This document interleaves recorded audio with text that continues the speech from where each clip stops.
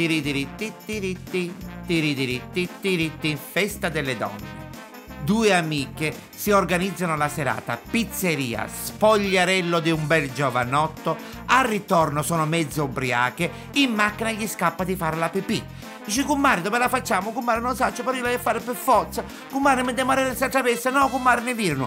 Passano davanti a un cimitero, un'amica la fa all'altra. Comare, facevano dentro il cimitero. Comare, ma io mi scanto, ma tanto qui ci sono i morti che li vanno fare. Dice, comare, va bene, si inviccano dentro il cimitero.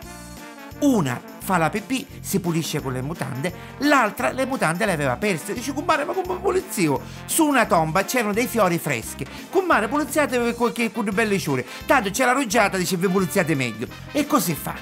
L'indomani a mattina i mariti si incontrano che sono colleghi di lavoro. Bare, la prossima volta che mia moglie mi dice di ir a festeggiare, a scanno. Oh, compare, come potete spuntare imbriaca e senza mutande e 5 mattina? Tu pare, compare, perché mia moglie con cui era, non era con vostra moglie? Margarita tornava imbriaca, senza mutanni e con un bigliettino azzeccato di dietro. No, bigliettino c'era scritto: gli amici ti ricorderanno per sempre.